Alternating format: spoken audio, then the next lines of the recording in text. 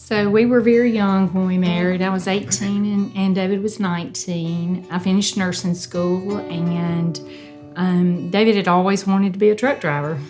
So when he turned 21, he started long-haul truck driving. I didn't work local and be home every night. I was gone.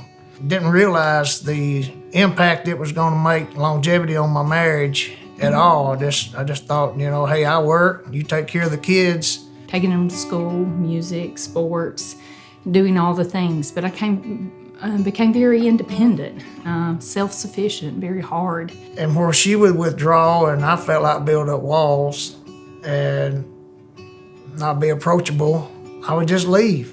And because that's what my job required of me. And that's just the way we did a lot of times for days, weeks on end. And sometimes never solve the problem, just ignore it. And you just basically become roommates in your own house. It's kind of the way we lived for many years.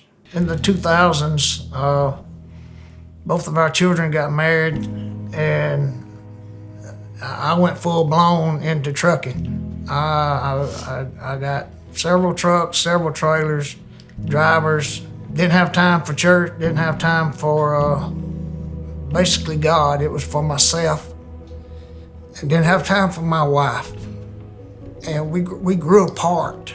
So when we hit our 30th wedding anniversary, we hit some really tough times. We weren't in church. We really didn't have any community around us.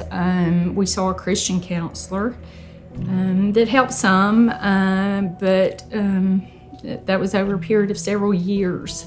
As I thought about my options during that time, I considered what life would look like without David, and I didn't like what that looked like.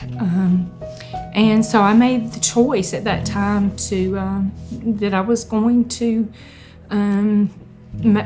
do all I could to keep my marriage and my family together. We decided to come to Southern Hills in 2012 to get back into church and get back on the same page of where we want the direction of our marriage to go.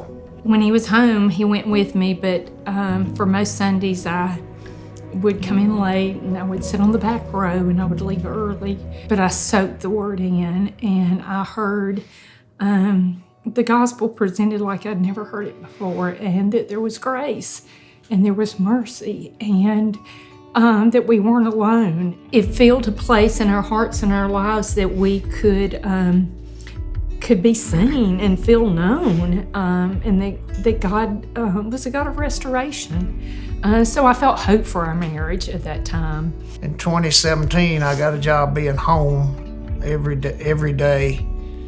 And to add to that, now we're having to learn how to get along with each other on a daily basis.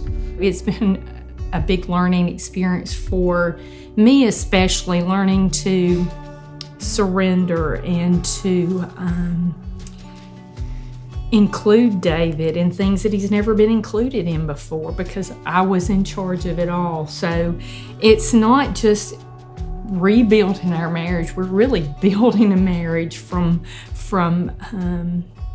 what it never was. In 2024, I was able to change my work schedule enough that we began re-engage. We've talked through a lot of things, faced a lot of our issues, had some really, really tough conversations.